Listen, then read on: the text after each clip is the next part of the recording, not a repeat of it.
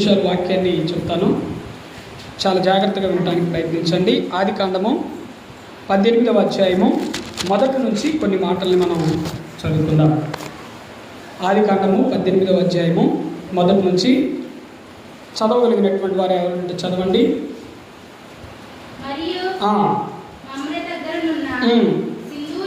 సింధూర వనములో అబ్రహాము ఎండవేళ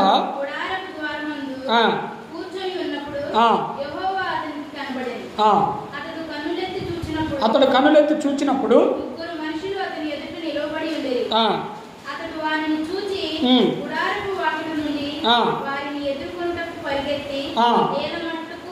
నేల మట్టుకు వంగి, ప్రభువా నీ కటాక్షము నా మీద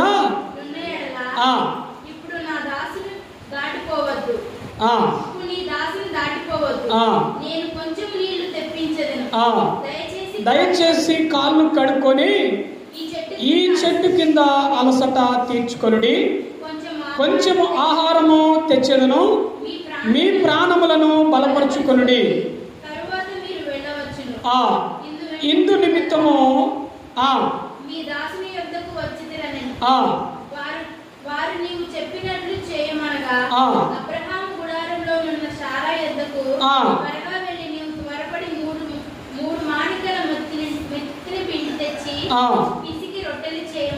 హల్లెలూయా. చాలా జాగ్రత్తగా వినడానికి ప్రయత్నించండి. చాలు. అబ్రహాము సింధూర వనంలో ఉన్నాడు. హల్లెలూయా. అబ్రహాము సింధూర వనంలోని గుడారం వేసుకొని ఆ గుడారంలోని నివసిస్తూ ఉన్నాడు.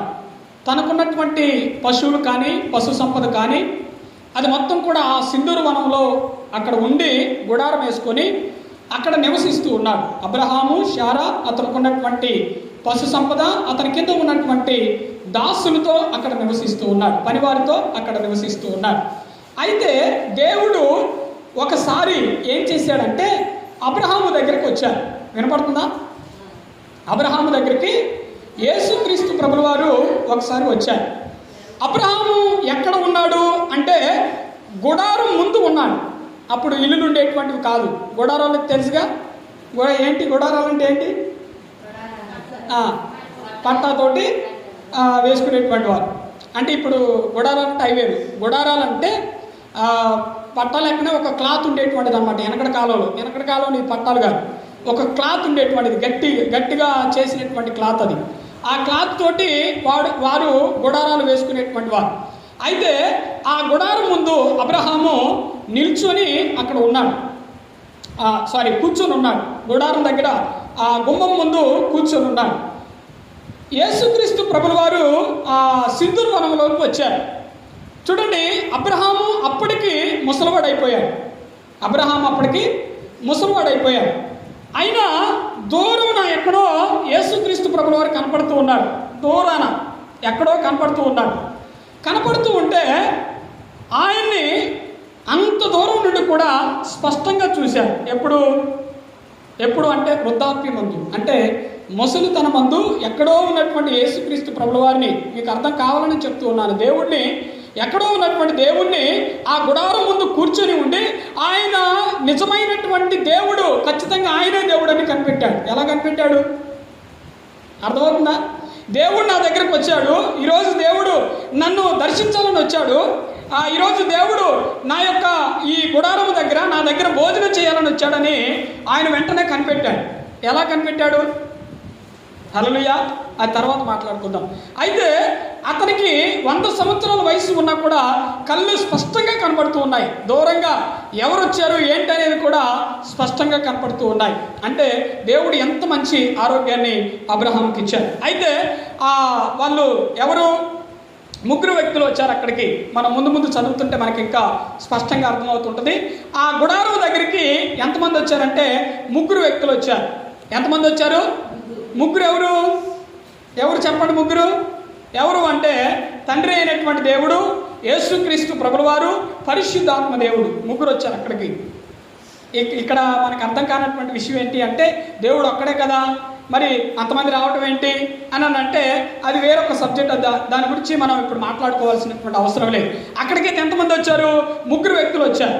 ఒకటి తండ్రి అయిన దేవుడు, రెండవది యేసుక్రీస్తు ప్రభుల వారు, మూడవది పరిశుద్ధాత్మ దేవుడు. అబ్రహామును దర్శించడానికి, అబ్రహాము దగ్గర భోజనం చేయడానికి అక్కడికి వచ్చారు. హల్లెలూయా, హల్లెలూయా. ఆ తర్వాత మనం ఒకసారి మరలా చదువుదాం ఆ వచనం నుంచి.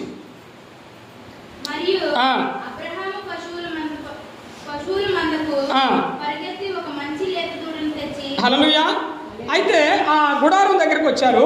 వాళ్ళ గుడారం దగ్గరికి వచ్చి వాళ్ళని ఎదుర్కొని పోయారు. ఎదుర్కొని పోవడం అంటే వాళ్ళకి ఎదురుపోయాడు. ఆయన కనిపెట్టాడు, వచ్చేది దేవుడే వస్తూ ఉన్నాడు నా దగ్గర కానీ కనిపెట్టాడు. వెంటనే గుడారం ముందు, గుమ్మం ముందు కూర్చున్నటువంటి అబ్రహాము లేచి, దిక్కును లేచి వాళ్ళకి ఎదురుగా వెళ్ళి వాళ్ళ ముందు సాష్టాంగపడ్డాడు, నమస్కారం చేశాడు. హల్లెలూయా. మనమైతే చేస్తామా? అయ్యగారు వచ్చినా కూడా అసలు వందనాలు కూడా చెప్పాము, అయ్యగారు వచ్చినా కూడా కదా. చూసి ఉన్నట్టే వెళ్ళిపోతూ ఉంటారు కొంతమంది. అయ్యగారు వచ్చినా కూడా కుర్చీలో కూర్చొని కొంతమంది లేవాలా, రెస్పెక్ట్ ఇవ్వాలి, అంతే, గౌరవం ఇవ్వాలి, మర్యాద ఇవ్వాలి. లేవాల్సినటువంటి పని లేదు, కానీ గౌరవం ఇస్తే సరిపోతుంది. అయితే ఈ పలకరింపు అనేటువంటిది చాలా చాలా ప్రాముఖ్యమైనటువంటిది. నన్ను అంటారు చాలామంది, ఏమంటారంటే ఏంటి అయ్యగారికి ఏం పని లేదా, వస్తూనే వందనాలు చెప్పుకుంటూ వస్తాడు, వస్తూనే మాట్లాడుకొని వస్తాడు, అందరినీ పలకరించుకుంటూ వస్తాడు, వీడికి ఏం పని లేదా, ఎక్కడెక్కడో మాట్లాడి మనతో మాట్లాడుతూ ఉంటారు అని చాలామంది అనుకుంటూ ఉంటారు. కానీ అలాంటివి మనం మనసులోకి రానివ్వకూడదు. ఎందుకంటే ప్రతి ఒక్కరికి కూడా వందనాలు చెప్పేటువంటి బాధ్యత మన మీద ఉన్నది. ప్రతి ఒక్కరిని కూడా మనం ఎలాగో పలకరించాలంటే నవ్వుతూ పలకరించాలి. ప్రతి ఒక్కరిని కూడా ప్రేమతో పలకరించాలి. ప్రతి ఒక్కరితో కూడా మనం మంచిగా మాట్లాడాలి. అదే ఒకనాటికి మనల్ని ఏం చేస్తుందంటే నిలబెడుతుంది. అదే ఒకనాటికి మనకి సహాయం చేసేటువంటి విధముగా చేస్తుంది. అందుకనే పెద్దలు అన్నారు, నీ నోరు మంచిదైతే ఊరు మంచిదవుతుంది. నోరు మంచిగా ఉండాలి, తర్వాత ఊరు మంచిగా ఉంటుంది. హల్లెలూయా. అందుకనే మీరు ప్రతి ఒక్కరికి కూడా, మన సంఘస్థులు ఎక్కడ కలిసినా, లేకపోతే ఇతర బిడ్డలు ఎక్కడ కలిసినా, సంఘపు బిడ్డలు ఎక్కడ కలిసినా, వేరే సంఘానికి పోయేటువంటి వాళ్ళు మీకు ఎక్కడ కలిసినా కూడా మీరు ఏం చేయాలట, వందనాలు చెప్పాలి. మంచిగా ఉన్నారా, బాగున్నారా, ఏం చేస్తున్నారు, ఏంటనేది ఇదంతా కూడా మాట్లాడుకొని చక్కగా ప్రార్థన చేసుకుంటున్నారా, ప్రార్థనకి వెళ్తున్నారా, మరి మందిరం చక్కగా నడుస్తుందా, సంఘం నడుస్తుందా, ఇవన్నీ కూడా మంచిగా మాట్లాడుకోవాలి. అలా మాట్లాడుకున్నప్పుడు మాత్రమే ప్రేమానుబంధం అనేటువంటిది మనలో పెనవేసుకొని ముందుకు నడిచేటువంటి అవకాశం ఉంటుంది. అబ్రహాము వాళ్ళ దగ్గరికి వెళ్ళారు. ఎవరి దగ్గరికి? దేవుడి దగ్గరికి వెళ్ళి సరాసరిగా వారి ముందుకు వెళ్ళి సాష్టాంగపడ్డాడు. హల్లెలూయా. సాష్టాంగపడి అంటున్నాడు, అయ్యా మీరు ఎలాగో నా దగ్గరకు వచ్చారు కదా, ఈ ఒక్క పూట నా దగ్గర ఉండండి. ఇదిగో నేను భోజనం తయారు చేపిస్తాను, ఇదిగో మాంసాన్ని తయారు చేపిస్తాను, అదంతా కూడా తిని ఆరగించి మీరు తర్వాత మీ పని చూసుకోండి అని అబ్రహాము వాళ్ళతో చెప్తూ ఉన్నాడు. ఎవరితోటి? దేవుడితో చెప్తూ ఉన్నాడు. అర్థమవుతుందా? హల్లెలూయా, హల్లెలూయా. యేసుక్రీస్తు ప్రభులవారు తండ్రి అయినటువంటి దేవుడు, యేసుక్రీస్తు ప్రభులవారు పరిశుద్ధాత్మ దేవుడు అబ్రహాము దగ్గరికి వస్తే, అబ్రహాము గుమ్మము దగ్గర నుంచి లేచి పరిగెత్తుకుని పోయి వాళ్ళకి ఎదురుపడి వాళ్ళ దగ్గర సాష్టాంగపడి నమస్కారం చేసి మరలా వాళ్ళతో అంటూ ఉన్నాడు. ఏమంటున్నాడంటే, మీరు నా దగ్గర ఉండి నేను చేసేవి తిని ఆరగించి మీరు వెళ్ళండి అని చెప్తూ ఉన్నాడు అబ్రహాము. హల్లెలూయా. సరే నువ్వు అన్నట్టే కానీ అని వారు ఏమంటారంటే అబ్రహాంతో చెప్తారు. వెంటనే అబ్రహాం ఏం చేస్తాడంటే పరుగున, హల్లెలూయా, మీరు వింటున్నారా? హల్లెలూయా. పరుగున ఎక్కడికి వెళ్తాడు అంటే గుడారంలో ఉన్నటువంటి శారా దగ్గరికి వెళ్తాడు. తన భార్య అయినటువంటి శారా దగ్గరికి వెళ్తాడు. పరుగున వెళ్ళి, ఇదిగో మన ఇంటికి అతిథులు వచ్చారు. అర్థమవుతుందా? వాళ్ళ ఇంటికి ఎవరు వచ్చారట? అతిథులు వచ్చారు. నువ్వు వెంటనే 3 మానికల పిండిని, మెత్తటి పిండిని నువ్వు పిసికి రొట్టెలు చేయాలి. అర్థమవుతుందా? హల్లెలూయా. మీరు ఎవరైనా ఇంటికి వస్తే మంచినీళ్ళు ఇస్తారా? ఈరా?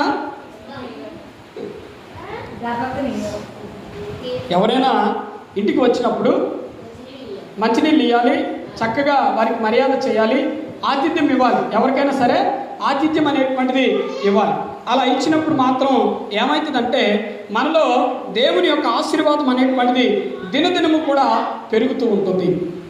ఎవరైనా మీ ఇంటికి వచ్చినప్పుడు కుర్చీ వేసి కూర్చొని చక్కగా మంచిగా మాట్లాడి, ఒక మంచినీళ్ళు ఉంటే మంచినీళ్ళు, మంచిగా ఉంటే మంచిగా, ఏది ఉంటే అది నీ దగ్గర ఏది ఉంటే అది ఆతిథ్యము చేయాలి. క్రైస్తవులైనటువంటి మనము ప్రాముఖ్యంగా నేర్చుకోవాల్సినటువంటి విషయం ఏంటి అంటే, అందరి లెక్క మనం ఉండకూడదు. హల్లెలూయా, హల్లెలూయా. అందరి లెక్క మనం ఉండకూడదు, అందరు చేసినట్టుగా మనం చేయకూడదు, మనం విభిన్నంగా ఉండాలి. మనము రోడ్డు మీద ఎవరు మన దగ్గరికి వచ్చినా కూడా మనం పలకరించాలి ప్రేమతోటి. అలాగే ఎవరైనా మన ఇంటికి వచ్చినప్పుడు మనం వారికి ఆతిథ్యం అనేటువంటిది ఇవ్వాలి. మంచినీళ్ళు ఇవ్వాలి, భోజనం పెట్టాలి, లేకపోతే ఇంకా కుర్చీ వారికి వేసి మంచిగా కూర్చొని మాట్లాడేటువంటి విధముగా మనం ఉండాలి. అలా ఉన్నప్పుడు ఏమవుతుందంటే మనం అందరం కూడా దేవునిలో ఆశీర్వదించబడేటువంటి అవకాశము ఉంటుంది. ఇంటికి వచ్చినటువంటి వారిని కొట్టి తిట్టి తరివేయొద్దు. హల్లెలూయా. నీ మాటలతో వాడిని బెదిరింపజేసి వాడు వెంటనే నీ ఇంట్లో 5 నిమిషాలు కూడా కూర్చోకుండా వెళ్ళిపోయేటట్టు చేయదు ఎప్పుడైనా సరే. ఆ సాక్ష్యం ఎక్కడ చెప్తాడంటే, వాడు ఒకవేళ మన ముందు చెప్పకపోయినా నలుగురు కలిసినప్పుడు, 4 వేలకు వెళ్ళినప్పుడు, 4 ఊళ్ళకు వెళ్ళినప్పుడు నీ గురించి అక్కడ చేసినటువంటి దాన్ని చెప్తాను, ఎవరైనా చెప్తారు. హల్లెలూయా. కనుక మనం ఎప్పుడు కూడా అలా చేయొద్దు. వేరే సంఘానికి పోయేటువంటి ఆ బిడ్డలు మీ ఇంటికి వచ్చినప్పుడు నీ గుమ్మంలో అడుగు పెట్టినప్పుడు ప్రార్థన పూర్వకంగా, ప్రేమపూర్వకంగా వారిని ఆహ్వానింపచేసి వారిని ప్రేమతోనూ ఆతిథ్యము చేయాలి. అలాగూ చేసినప్పుడు మాత్రమే దేవుని యొక్క ప్రేమ నీలో ఉన్నట్టు లెక్క, లేకపోతే సైతానుగాడి నీలో ఉన్నట్టు లెక్క. హల్లెలూయా. దేవుడు ఏం చేస్తాడు? ప్రేమపూర్వకంగా ఆహ్వానిస్తాడు. మా ఇంటికి ఎవరు వచ్చినా కూడా నేను భోజనం పెట్టండి పంపిణీను. కొంతమంది వచ్చారు మన సంఘస్థులు, కానీ కొన్నిసార్లు తిన్నారు, కొన్నిసార్లు వాళ్ళు తినలేదు. సో అదొక వేరొక విషయం. అందుకనే మన ఇంటికి ఎవరు వచ్చినా కూడా మనం ఏం చేయాలట? ఆతిథ్యం అనేటువంటిది చేయాలి. ఎప్పుడైనా నేర్చుకోవాలి. మన దగ్గర ఉన్నదే పెట్టాలి. నువ్వేదో కోడిని కోసి, కుక్కను కోసి, మేకను కోసి, గొర్రెను కోసి పెట్టాల్సినటువంటి పని లేదు. నీ దగ్గర ఏదైతే ఉన్నదో అదే ప్రేమపూర్వకంగా నువ్వు పెడితే వాడు తిని సంతోషించి ఒకవేళ నీ తరపున ప్రార్థన చేసి నిన్ను ఆశీర్వదించి వెళ్ళొచ్చు. హల్లెలూయా. అది చాలా చాలా ప్రాముఖ్యమైనటువంటిది. దాన్ని మీరు చాలా చాలా జాగ్రత్తగా చూసుకోవడానికి ప్రయత్నించండి. అయితే అబ్రహాము శారా దగ్గరికి వెళ్ళి, గుడారంలో ఉన్నటువంటి శారా దగ్గరికి వెళ్ళి, ఇదిగో మన ఇంటికి అతిథులు వచ్చారు, నీవు 3 మానికల మెత్తటి పిండిని పిసికి రొట్టెలు చేయమని చెప్పాడు. చెప్పిన తర్వాత వెంటనే పశువుల దగ్గర ఉన్నటువంటి పనివాడి దగ్గరికి వెళ్ళి అక్కడ పనివాడితో చెప్తూ ఉన్నాడు, లేగ దూడని నేను నీకు తీసిస్తాను, లేగదూడని నీకు తీసిస్తాను, దానిని నీవు తినడానికి సిద్ధం చేయని ఆ లేగదూడని తీసి ఆ పనివాడికి అప్పచెప్తాడు. దాన్ని కోసి దాని యొక్క మాంసమును సిద్ధం చేస్తారు. హల్లెలూయా, హల్లెలూయా. మరలా ఒకసారి మనం చదువుదాం, 7వ వచనం నుంచి చదువుదాం.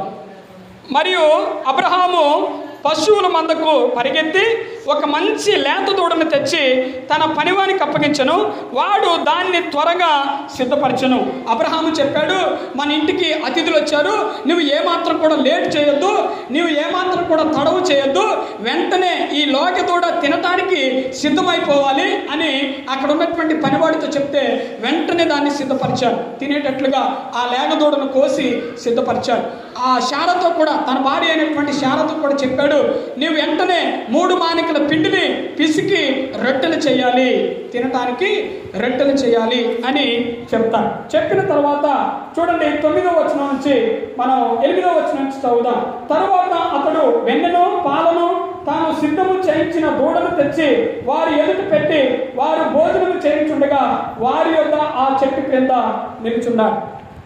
సిద్ధం చేసినటువంటి భోజనాన్ని, రొట్టెల్ని, మాంసాన్ని తీసుకొని వచ్చి ఆ చెట్టు క్రింద, ఆ సింధూర వనములోని ఆ చెట్టు కింద, మమ్రే దగ్గర ఉన్నటువంటి ఆ సింధూర వనములో ఒక చెట్టు కింద కూర్చోబెట్టాడు.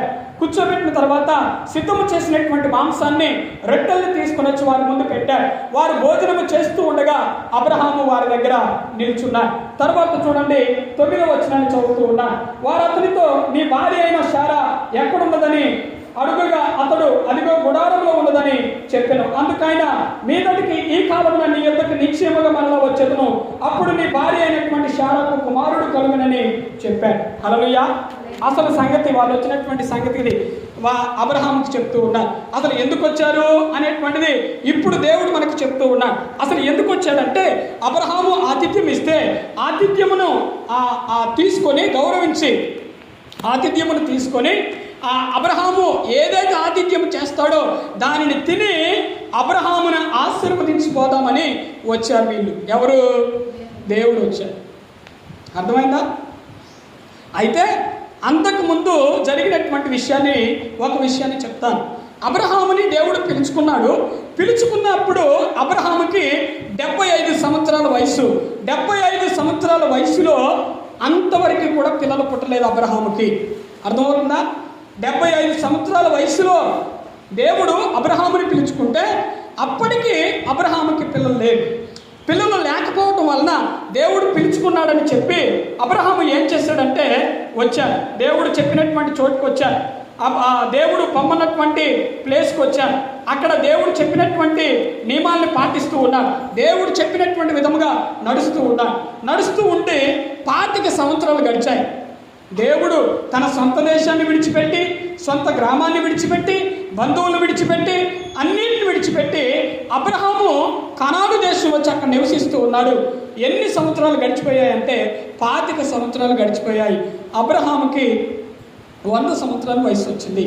అప్పటికి పిల్లలు హల్లెలూయా ఉన్నారా? పిల్లలు లేదు. అయినా కూడా అబ్రహాము విశ్వాసంతో ఉన్నాడు దేవుడి మీద. దేవుడు చూశాడు, పిల్లలు లేకపోయినా విశ్వాసంతో ఉంటూ ఉన్నాడు. ఎంత చక్కగా నా మాట వింటూ ఉన్నాడో, నేను చెప్పినది చేస్తూ ఉన్నాడో, మరి నా కనుసైగుల్లో నడుస్తూ ఉన్నాడో అని అబ్రహాముని దేవుడు దర్శించాడు. ఆ రోజు అబ్రహాము పంట పండింది. ఆ రోజు హల్లెలూయా. ఏమైందట? అబ్రహాముకి దేవుడు దర్శనమిచ్చాడు. దేవుడు ఎప్పుడైతే దర్శనమిస్తాడో ఆ రోజు నీ జీవితం పూర్తిగా మారిపోయినట్టు లెక్క. ఇక నువ్వు వెనక్కి తిరిగి చూడాల్సినటువంటి పని ఉండదు. ఏ రోజైతే రాసి పెట్టుకోవాలి, ఏ రోజు దర్శనం ఇస్తాడు దేవుడు, ఏ రోజు నాకు కనపడతాడు, మనం రాసి పెట్టుకోవాలి. అర్థమైందా? హల్లెలూయా. 2015 జూలై 15వ తారీఖున దేవుడు నా దగ్గరికి వచ్చాడు, నాకు దర్శనం ఇచ్చాడు. ఇప్పటికీ దాన్ని నేను మర్చిపోలేదు. దేవుడు మనకు దర్శనమిస్తే కనుక ఖచ్చితంగా ఆ రోజు నుంచి జీవితం అనేటువంటిది మారిపోతుంది అంతే. కానీ దేవుడు మనకి దర్శనమిచ్చిన దాకా మనం ఏం చేయాలంటే దేవుడు చెప్పినట్లుగా మనం నడుచుకోవాలి. అబ్రహాము అప్పటిదాకా 25 సంవత్సరాలైనా ఎదురు చూశాడు. వేరే దేవుడిని మొక్కలేదు. ఆయన కేవలం దేవుడి మీదనే ఆధారపడ్డాడు. దేవుడు చెప్పినట్టుగానే చేశాడు. 25 సంవత్సరాలు ఎదురు చూశాడు సంతానం కలుగుతుందేమోనని. కానీ సంతానం కలగలేదు 25 సంవత్సరాలు. ఆయన విశ్వాసం అనేటువంటిది పోనివ్వలేదు. ఆయన నమ్మకం అనేటువంటిది దేవుడి మీద పోనివ్వలేదు. అయితే దేవుడు ఆ కుటుంబాన్ని దర్శించాడు. అబ్రహాము శారాన్ని దర్శించాడు. దర్శించిన తర్వాత అబ్రహాము ఆతిథ్యం ఇచ్చిన తర్వాత ఆ భోజనము చేస్తూ అంటూ ఉన్నాడు. దేవుడు అంటున్నాడు, శారా ఎక్కడ ఉన్నది? నీ భార్య అయినటువంటి శారా ఎక్కడ ఉన్నదంటే అబ్రహాము చెప్తూ ఉన్నాడు, అదిగో గుడారంలో ఉన్నది అని అబ్రహాము చెప్తూ ఉన్నాడు. మీకు అర్థమవుతుందా? హల్లెలూయా, హల్లెలూయా. అయితే అక్కడ దేవుడు అబ్రహాముతో అంటూ ఉన్నాడు, మీదటికి ఈ కాలమున, మీదటికి అంటే వచ్చే సంవత్సరం ఈనాటికి నీ యొక్క ఒడిలో, నీ యొక్క చేతుల్లో కుమారుడు. హల్లెలూయా. ఆ రోజు అబ్రహాము ఆ రోజు అనుకోలేదు అసలు. అక్కడ గుమ్మ ముందు కూర్చున్నాడు, ఏదో ఆలోచన చేస్తూ ఉన్నాడు. గుమ్మ మీద ఎందుకు కూర్చుంటారు? బయటకు వచ్చాడు, ఏదో ఆలోచన చేస్తూ అక్కడ కూర్చున్నాడు, తీరిగ్గా కూర్చున్నాడు. ఒకవేళ దేవుడు వస్తాడు, ఈ విధంగా ఈ రోజున చేస్తాడు అని అబ్రహాము ఊహించలేదు. కానీ ఊహించినటువంటి విధముగా అబ్రహాము యొక్క జీవితంలో దేవుడు మేలు చేయటం ప్రారంభించాడు. ఆ రోజు అబ్రహాము యొక్క జీవితం అనేటువంటిది ఒక మలుపు తిరిగిందని మనం చెప్పొచ్చు. అప్పటిదాకా ఉన్నటువంటి జీవితం వేరు, ఆ రోజు నుంచి ఉన్నటువంటి జీవితం వేరు. అయితే అబ్రహాముతో దేవుడు అంటూ ఉన్నాడు, మీదటికి ఈ కాలమున నీ యొక్క ఒడిలో, నీ యొక్క చేతుల్లో సంతానము ఉంటుంది, కుమారుడు ఉదయిస్తాడు, కుమారుడు పుడతాడు అని అబ్రహాముతో దేవుడు చెప్పాడు. హల్లెలూయా.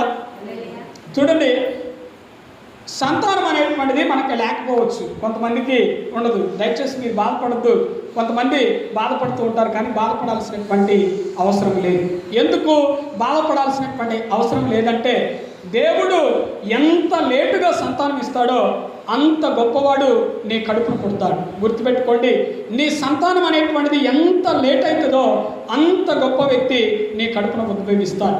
నువ్వు ఎంత లేట్ అయితే అంత ప్రార్థన చేస్తావో, ఎంత బలమైనటువంటి ప్రార్థన చేస్తావో ఆ బలమైనటువంటి ప్రార్థన నీ కడుపును పుట్టేటువంటి వాడిని గొప్పవాడినిగా చేసింది. కనుక మనం బాధపడాల్సినటువంటి అవసరం లేదు. నీ పక్షాన ఒకవేళ సంతానం లేట్ అయిందంటే నీ పక్షాన నీ కడుపును పుట్టబోయేటువంటి కుమారుడికి ఒక ప్రణాళికను దేవుడు సిద్ధపరిచాడు కనుకనే నీకు లేట్ అవుతుంది. లేకపోతే నువ్వు ఇంకా ఎంతో ప్రార్థన చేయాలి, ఇంకా ఎంతో దేవుడికి చేయాలని దేవుడు ఎదురు చూస్తూ ఉన్నాడు కనుక బహుశా ఒకవేళ లేట్ అయి ఉండొచ్చు సంతానం. అర్థమవుతుందా? అంత మాత్రం చేత ఎవరినో నమ్ముకొని ఎక్కడికో వెళ్ళి అది కట్టించుకొని ఇది కట్టించుకొని అది చేసి ఇది చేసి మొత్తం ఆరోగ్యాన్ని కొంతమంది ఏం చేస్తారు, చెడదొప్పుకుంటారు. అలాగే చెడగొట్టుకోవద్దు ఎప్పుడైనా సరే. ఎవడి దగ్గరికి పోయినా ఏమి ఉండదు. మనం కింద చదివితే కనుక చాలా స్పష్టంగా అర్థమవుతుంది. మనం చదువుదాం 10వ వచనం వచ్చి, అందుకైన మీదటికి ఈ కాలమున నీ యొద్దకు నిశ్చయముగా మరలా వచ్చేదను. అప్పుడు మీ భార్య అయిన శారాకు ఒక కుమారుడు కలుగునని చెప్పాను. శారా ఆయన వెనుక నుండి గుడారపు ద్వారమందు వినిచుండెను. అబ్రహాము శారాయిను బహుకాలము గడిచిన వృద్ధులై ఉండిని. స్త్రీ ధర్మము శారాకు నిలిచిపోయింది. పిల్లలు పుట్టేటువంటి అవకాశం లేదు శారాకి. అర్థమవుతుందా? పిల్లలు పుట్టేటువంటి అవకాశము పూర్తిగా లేదు. వాళ్ళు బహుకాలము గడిచినటువంటి వృద్ధులైపోయారు. అబ్రహాముకి దగ్గరగా 100 సంవత్సరాలు వచ్చేసాయి, శారాకి దగ్గరగా 90 సంవత్సరాలు వచ్చేసాయి. అంటే పిల్లలు పుట్టేటువంటి అవకాశము, స్త్రీ ధర్మము పూర్తిగా ఉడికిపోయింది అని అంటే గర్భసంచి పూర్తిగా అసలు లేదు అని అర్థం. అంతే. అర్థమైందా? హల్లెలూయా.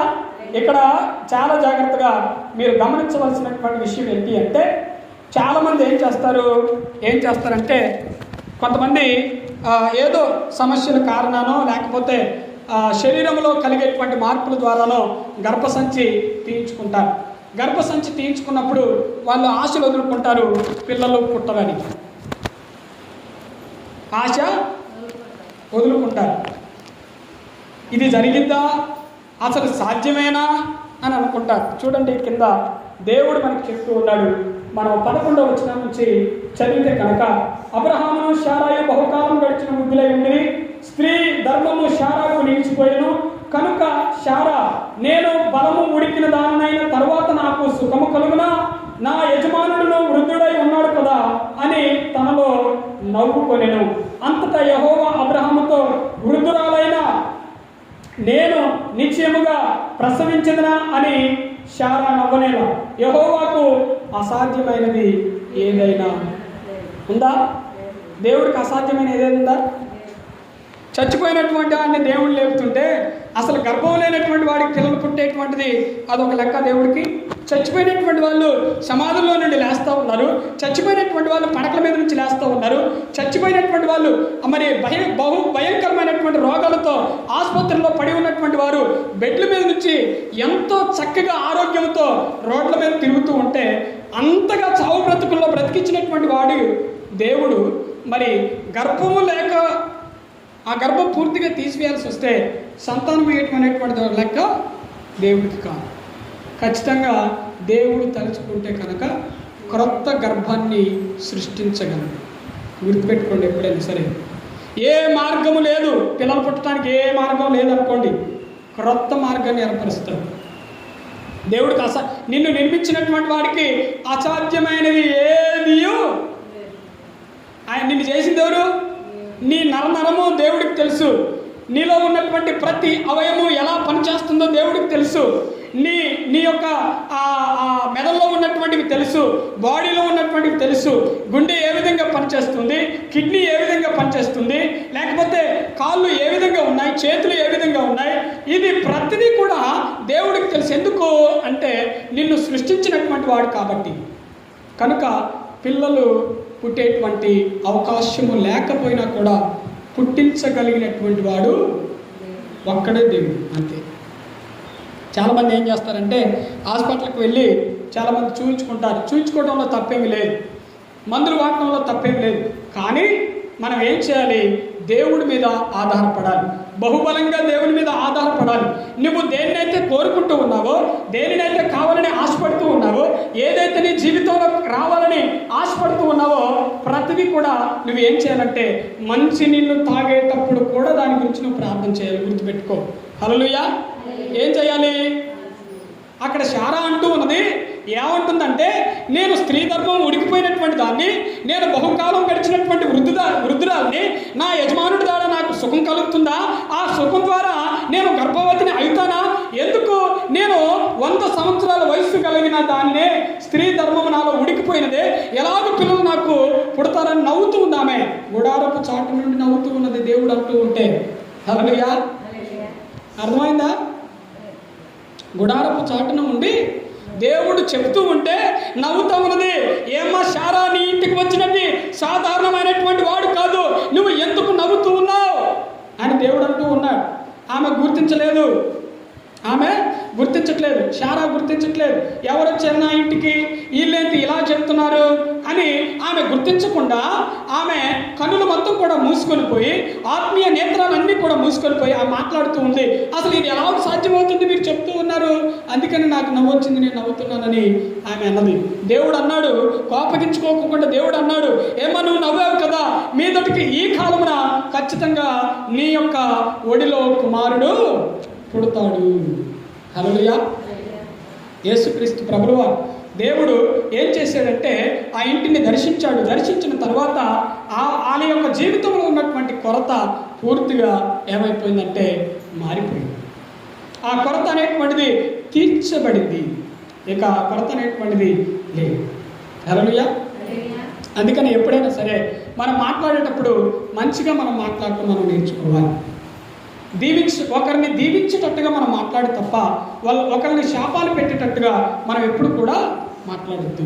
అలాగే మనం ఎప్పుడు కూడా చేయదు. బయట వారితోనైనా, ఇంట్లో వారితోనైనా, అది ఎక్కడ ఉన్న సంఘపు వారితోనైనా, ఎవరితోనైనా సరే మనము ఆశీర్వాదకరమైనటువంటి మాటలు మనం మాట్లాడాలి. ఆమె అంటూ ఉన్నది, నవ్వుతూ ఉన్నది, వ్యంగ్యంగా మాట్లాడుతూ ఉన్నది. అసలు ఎలా కలుగుతుంది? నాకు అవిశ్వాసంతో ఆమె మాట్లాడుతూ ఉన్నది. అవిశ్వాసం, అపనమ్మకం దేవుడి మీద ఆమెలో బాగా పుణికిపుచ్చుకుంది. అందుకనే ఆమెకి నవ్వొచ్చింది. కొంతమంది ప్రార్థన చేస్తానికి నవ్వుతారు, కొమ్ము చాకు పెట్టుకొని నవ్వుతారు. కొంతమంది అయ్యగారేంటి ఇట్లా ప్రార్థన చేస్తున్నాడు, ఇదేంటి ఇట్లా చేస్తున్నాడు ఏంటి అని చాలామంది నవ్వుతారు. నేను మొన్న తెనాలి వెళ్ళినప్పుడు ఒక ఆమె, మంగమ్మ గారని మొన్న చెప్పాను నేను మీకు, ప్రార్థన చేయడానికి మేము ఇంట్లోకి వెళ్ళాను. ఇంట్లోకి వెళ్తే వాళ్ళ కుమారుడికి కూడా సంతానం అనేటువంటిది లేదు. నాకు ఇన్ని రోజులు వాళ్ళు చెప్పలేదు. అక్కడికి మేము వెళ్ళాము, అప్పుడు మాకు చెప్పారు. ఆ సంతానం అనేటువంటిది లేకపోతే ఆమె కూడా ఏం చేశారు, గర్భసంచిని తీసేశారు. నాకు చెప్పారు ఆల్రెడీ, ఆ విషయం నాకు చెప్పారు. భోజనం చేసేటప్పుడే ఇలా సంతానం లేదు, గర్భసంచి తీసేశారు అని చెప్పారు. అయినా వాళ్ళ ముందు నేను ఏం చేశానంటే, నీ చిత్తమైతే గర్భమును తెరిచి సంతానమును దయచేయని ప్రార్థన చేశాను. హల్లెలూయా. ఎందుకు చేశాను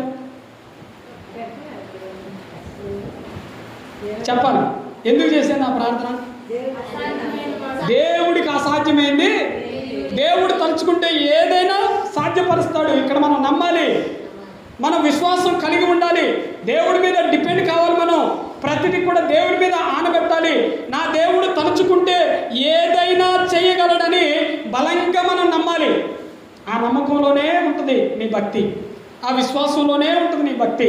అందుకనే మనము సంతానము లేదు అని నిరాశ చెందాల్సినటువంటి పని లేదు, దిగులు చెందాల్సినటువంటి పని లేదు. నా తోడబుట్టినటువంటి చెల్లి శ్రావణికి కూడా సంతానం లేదు. 7 సంవత్సరాలు అయింది పెళ్ళి, 8 సంవత్సరాలు అవుతుంది పెళ్ళి, కానీ సంతానం లేదు. ఎందుకు? ఒక్కొక్కసారి నా దగ్గరకు వచ్చినప్పుడు, ఏరా అన్నయ్య నువ్వు నా గురించి ప్రార్థన చేస్తా ఉన్నావా అంటే, నేను చేస్తున్నాను. లేదు, నువ్వు నా గురించి ప్రార్థన చేయట్లేదు, అందుకని దేవుడు నన్ను దర్శించట్లేదని మాట్లాడుతూ ఉంటుంది, ఏడుస్తూ ఉంటుంది, బహుభయంకరంగా ఎన్నో మాట్లాడుతూ ఉంటుంది. అయ్యో దేవుడు నన్ను దర్శించట్లేదే, ఇంకా నాకు సంతానం ఇవ్వట్లేదే, నేను ఏం చేయాలి అని కొన్నిసార్లు ఆమె ఎమోషన్ అవుతూ, అంటే ఏడ్చుకుంటూ మాట్లాడుతూ ఉంటుంది. హల్లెలూయా. అలాగ మనం దిగులు చెందాల్సినటువంటి పని లేదు. బలంగా ప్రార్థన చేస్తే దేవునిలో ఏదైనా సాధ్యమవుతుంది. మనలో ఉండాల్సింది ఏంటి అంటే, విశ్వాసం మనలో ఉండాలి, నమ్మకం మనలో ఉండాలి, పట్టుదల మనలో ఉండాలి, ప్రార్థన పట్టుదల కూడా మనలో ఉండాలి. బద్ధకంగా ఉండదు. ఎప్పుడైనా సరే దేవునిలో మనం ఉన్నామంటే ఎప్పుడు కూడా బద్ధకంగా ఉండొద్దు. మనము విశ్వాసం ఉన్నాము అంటే, నమ్మకం కలిగి ఉన్నామంటే, మన జీవితంలో ఒకటి కొరత ఉందంటే ఖచ్చితంగా దేవునితో పోరాడైనా సరే దాన్ని మనం తెచ్చుకునేటట్టు ఉండాలి. అర్థమైందా? దేవునితో పోరాడైనా, దేవునితో యుద్ధము చేసైనా, దేవునితో పెనుగులాట పెట్టుకునైనా, దేవునితో గొడవ పెట్టుకునైనా దాన్ని మనం సాధించుకునేటువంటి భక్తి మనలో ఉండాలి. అది ఎవరు కూడా చేయట్లే ఈ రోజుల్లో. చేస్తూ ఉన్నారా? హల్లెలూయా, హల్లెలూయా. అది ఎవరు కూడా చేయట్లేదు. కనుక మనం ఆ విధంగా ఉండాలి. ఆ విధంగా మనం చేసినప్పుడు దేవుడు మనల్ని ఆశీర్వదిస్తూ ముందుకు నడిపిస్తాడు. 13వ వచనం నేను చదువుతూ ఉన్నాను.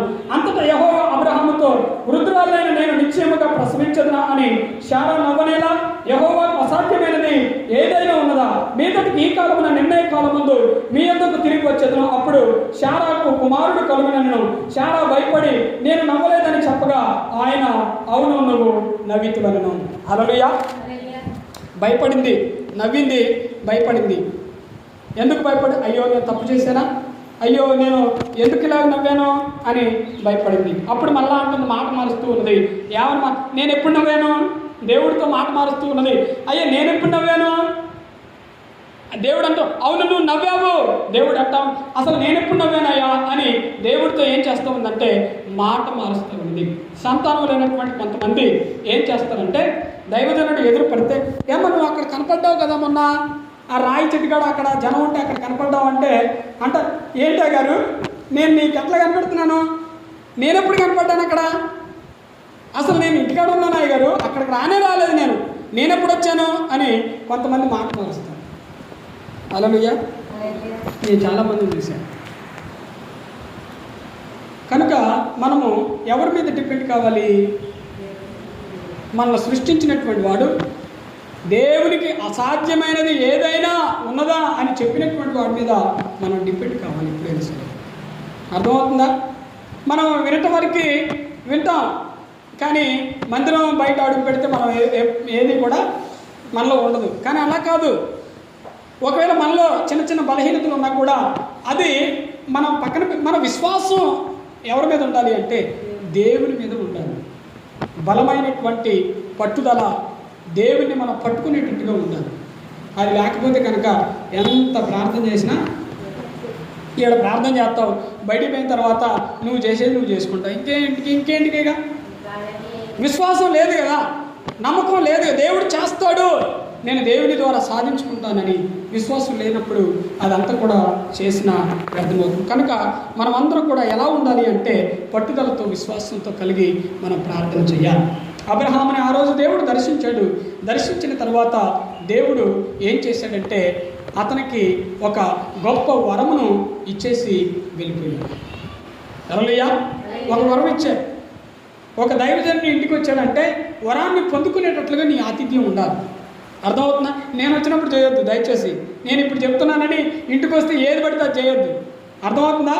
నేను ఇది ఎందుకు చెప్తున్నానంటే, ఎవరైనా అనుకున్నటువంటి సందర్భంలో మీ ఇళ్ళకి వచ్చినప్పుడు, లేకపోతే సంఘపు బిడ్డలు మీ ఇంటికి వచ్చినప్పుడు, లేకపోతే నీ బంధువులు కానీ, లేకపోతే నీ ఇరుపరు కానీ ఇంటికి వచ్చినప్పుడు నువ్వు ఏ విధంగా ఉండాలి? మంచిగా ఆతిథ్యం చేయాలి. వాళ్ళు దీవించి వెళ్ళినట్లుగా, ఆశీర్వదించి వెళ్ళినట్లుగా నువ్వు ఉండాలి. ఫలానా లలితమ్మ గారు, ఫలానా రాధమ్మ గారు, అమ్మ పర్వాలేదు బాగా చూశారండి, ఏం పెట్టారండి, వాళ్ళు చక్కగా ఇదిగో ప్రార్థన కుటుంబం అండి, వాళ్ళు ఆ విధంగా మమ్మల్ని చూశారు, నలుగురికి చెప్పుకొని దీవించి వెళ్ళినట్లుగా మన యొక్క ఆతిథ్యం అనేటువంటిది ఉండాలి. హల్లెలూయా. అలాగ ఉన్నప్పుడు మాత్రమే దేవుడు మనకు వరాలన్నీ కూడా దయచేస్తూ ఉంటాడు. వరాలు పొందుకునేటువంటి బిడ్డలుగా మనం ఉండాలి. హల్లెలూయా. కనుక మీరు ఎప్పుడైనా సరే దేవుణ్ణి విడిచిపెట్టొద్దు, దేవునికి దూరం కావద్దు. అర్థమైందా?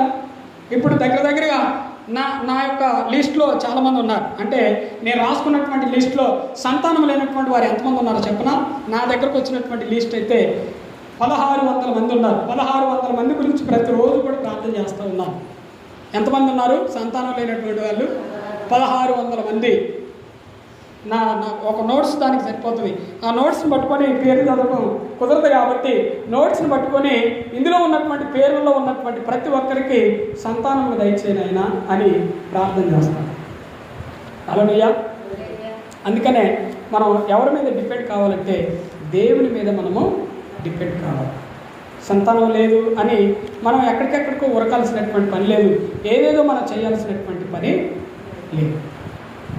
కనుక ఈ విషయాలన్నీ కూడా మీరు జ్ఞాపకం చేసుకొని చక్కగా దేవుని వాక్యాన్ని ధ్యానం చేస్తూ మరి ప్రార్థన చేసుకుంటూ దేవుని మీద డిపెండ్ అవుతూ మీ భర్తలకు కూడా దేవుడి గురించి చెప్తూ దేవుడి కార్యాలు చేస్తాడు, దేవుడు అనేకమైనటువంటి విధాలుగా ముందుకు నడిపిస్తాడు అని మరి దేవుడి గురించి చెబుతూ చక్కగా మీరందరూ కూడా ప్రార్థనలో ముందుకు నడిస్తే కనుక దేవుడు మనల్ని దర్శిస్తాడు, మన జీవితం మారిపోతుంది.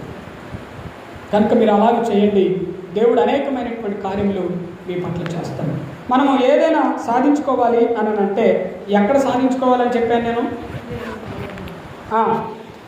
మీరు మర్చిపోయారు. ఏదైనా మనం సాధించుకోవాలంటే ఎక్కడ సాధించుకోవాలి? ఎక్కడ సాధించుకోవాలి? దేవుడి కాడే సాధించుకోవాలి. ఎలా సాధించుకోవాలి? ప్రార్థన. ఏ ప్రార్థన చెప్పాలి? ఏ ప్రార్థన? మోకాళ్ళ ప్రార్థన.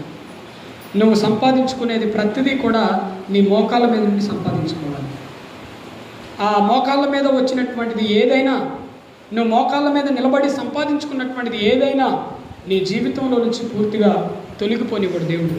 తుది వరకు నీ శ్వాస, నీ ప్రాణం విడిచిపోయేంత వరకు కూడా నీతోటే ఉంటుంది. ఏది? మోకాళ్ళ మీద నువ్వు సంపాదించుకున్నటువంటిది. కనుక ఆ విధంగా చేయండి. దేవుడు మిమ్మల్ని ఆశీర్వదించునుగాక. ఈ కొద్ది మాటలు దేవుడు మన జీవితంలో ఫలింపజేయునుగాక. ఆమేన్.